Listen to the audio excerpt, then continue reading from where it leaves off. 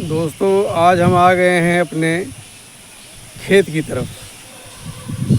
अब मैं आपको सही बताता हूँ, जब ये लहलहाती फसल जब दिखाई पड़ती है ना, तो मैं सही बताता हूँ इतनी खुशी मिलती है जिसका कोई जवाब नहीं। बहुत खुशी मिलती है।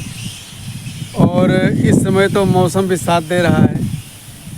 और कुछ दिन पहले बरसात नहीं हो रही थी, तो हम सोचते थे कि ये सारी कहानी ख़राब हो जाएगी, क्योंकि हम ऊपरी पानी जब तक नहीं मिलेगा तो हम अपना बनावटी पानी जैसे मर्जी देते रहेंगे, वो बात नहीं बनेगी। और फसलों का विकास तो भैया जब कुदरत की बरसात होती है उसी से होता है। तो यहाँ पर अभी कुछ दिन पहले बरसात हुई है और ये धान की फसल बहुत अच्छी है।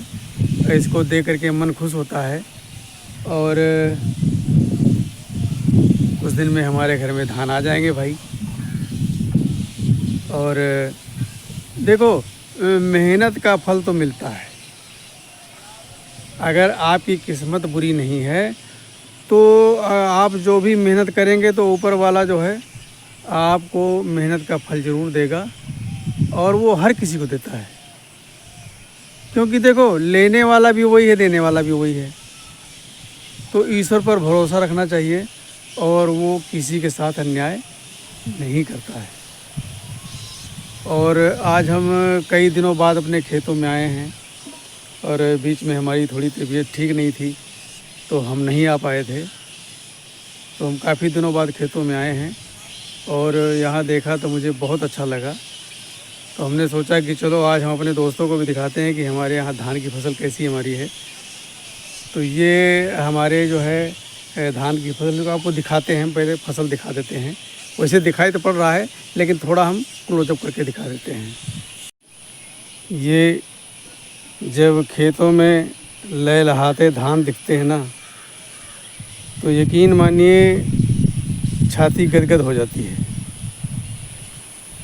और इसमें जो है, इसी खेत में आम की बाग भी लगी हुई है। आपको आम के पेड़ भी दिखाई पड़ रहे होंगे, छोटे छोटे, ज़्यादा बड़े नहीं, ये 4 साल पुराने पेड़ हैं। तो इस समय हवा भी बहुत मस्त चल रही है। देखो धान के पेड़ कैसे झूम रहे हैं, मस्त हवा में झूम रहे हैं। तो हमने इन खेतों में देखो बाग भी लगा रखी है। इस बार भी इसमें आम के फल आए थे। हमने दवा वगैरह नहीं छिड़का था। हमने कहा जो अपने आप बच जाएंगे बच जाएंगे, दवा नहीं डालेंगे, क्योंकि अभी पेड़ छोटे हैं। तो दोस्तों, ये हमारी बाग है, और पीछे वहाँ अमरूद का भी पेड़ लगा हुआ है।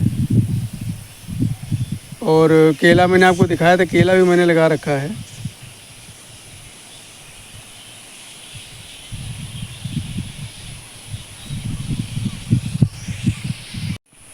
दो खेतों के बीच में ये थोड़ा सा गैप पड़ जाता है, क्योंकि ये हमारे पूर्वजों का कब्रिस्तान है।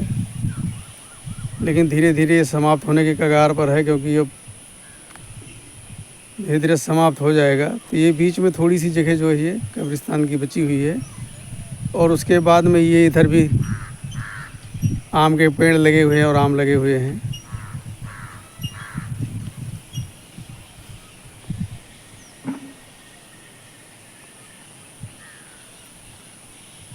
और हमारे खेत से साथ में लगी हुई ये आपको पीछे बस्ती भी दिखाई पड़ रही होगी। ये जो है, यहाँ पर मकान भी बने हुए, लोग बाग रहते हैं। ये आपको वाल दिखाई पड़ रही होगी। तो यहाँ जो है 10-12 घर का बस्ती है, ये हरिजन बस्ती है।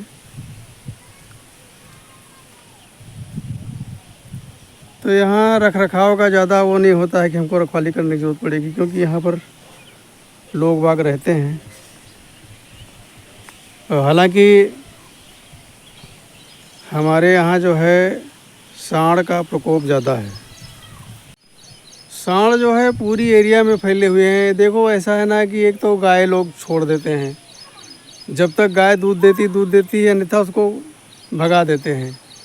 वो रोडों पर घूमती हैं। उसके बाद में कि देखो खेतों में क्या है, हर किसी के खेतों में, हमारे भी खेतों में, हर किसी के खेतों में ब्लेड वाले तार लगे हुए हैं। उसके बावजूद भी गाय हैं, सांड है, ये नहीं मानते हैं, कूद कर चले जाते हैं। हालांकि वो कट भी जाते हैं, उनके पैर भी जख्मी हो जाते हैं, लेकिन वो आ जाते हैं। लेकिन ये आप सामने देखिए, ये जो हमारी बस्ती है, इसकी वजह से यहाँ पर जो है सांड वगैरह नहीं आ पाते हैं। वो देख करके उनको भगा देते हैं।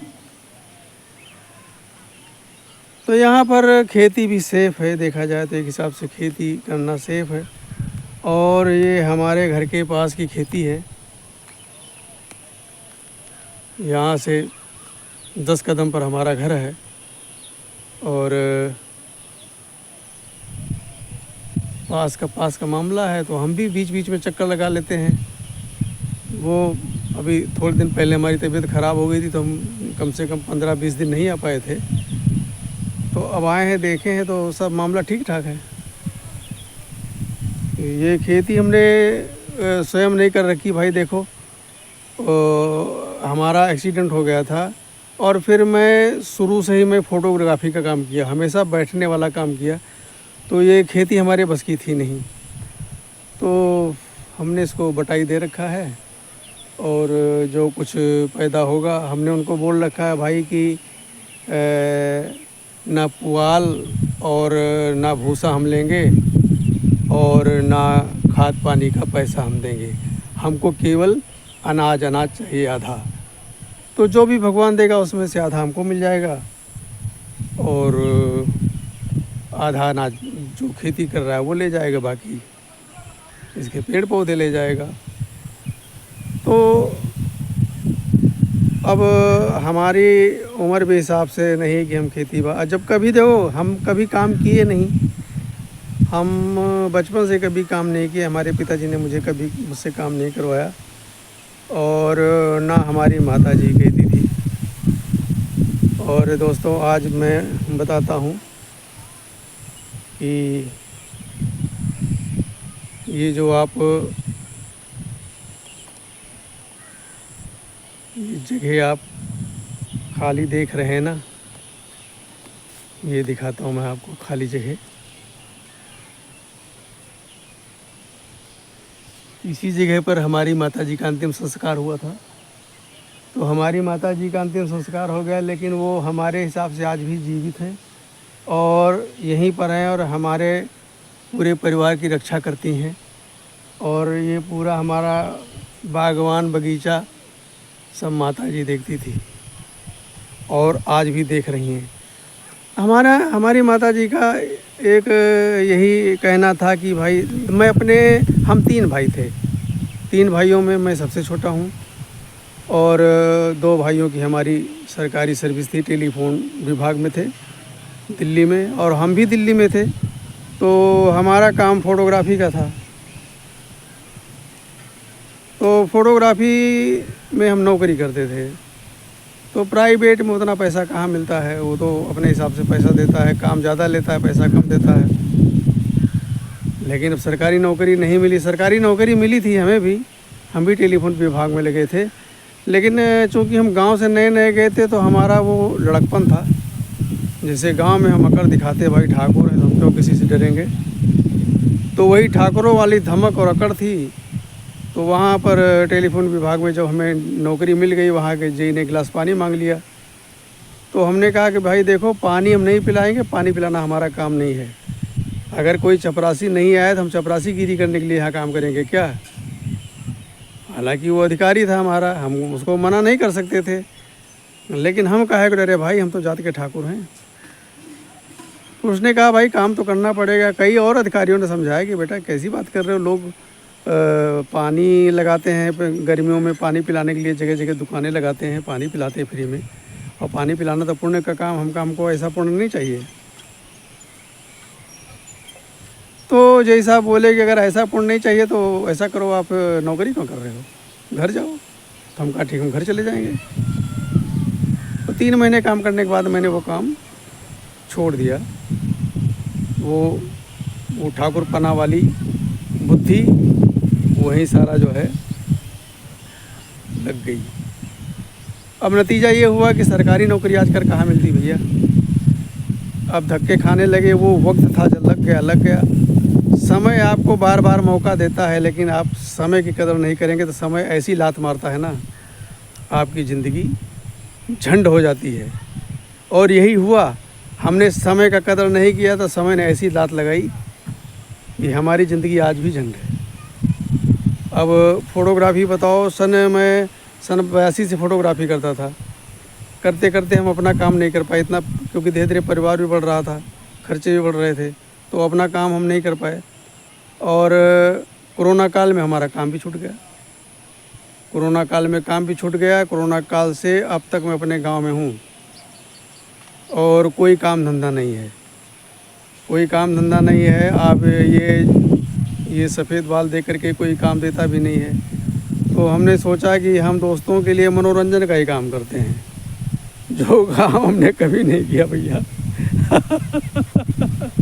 अब हमने जो काम कभी नहीं किया, अब हमको जोकर पना भी करना पड़ रहा है, सिर्फ आपके मनोरंजन के लिए। और आप लोगों का साथ रहेगा तो हो सकता है कभी कुछ मिले मिलाए, यूट्यूब वाले दे कुछ। और आप लोग नहीं सपोर्ट करेंगे, नहीं चाहेंगे, तो हमारा काम तो मनोरंजन करना है, तो मनोरंजन का कार्य तो जारी रहेगा।